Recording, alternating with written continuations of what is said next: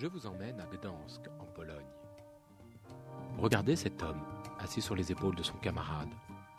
Lech Walesa, leader du syndicat Solidarność, lors des grandes grèves des chantiers navals. Mais ne vous y trompez pas.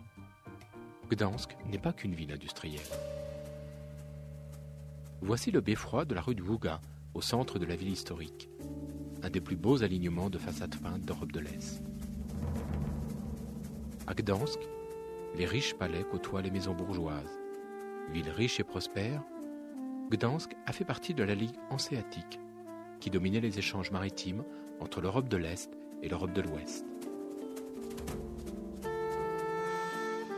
Voici une des entrées principales de la vieille ville. Jugez donc la richesse de cette cité. Plus tard, en 1807, Gdansk devient la ville libre de Danzig, puis redevient elle-même après la Seconde Guerre mondiale. Beaucoup plus récemment, en mai 2006, le toit de la cathédrale fut ravagé par un incendie, détruisant ainsi l'une des plus anciennes charpentes en bois d'Europe de l'Est. En 2005, le 25e anniversaire de Solidarność fut célébré dans toute la ville.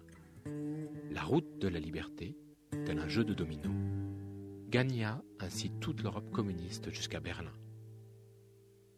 C'est ici que tout a commencé, dans ces bâtiments des chantiers navals à cette époque très animée. D'immenses cargos y étaient alors construits. Ces dernières années, l'activité était réduite à la rénovation de quelques navires marchands. Mais, dans les chantiers navals, résonne encore la voix de Solidarność.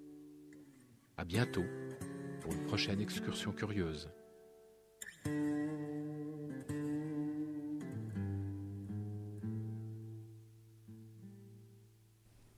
Voilà, rendez-vous dans 15 jours, Jean-Luc. Tout de suite, Michel Chauzereau et Stéphanie Lefebvre.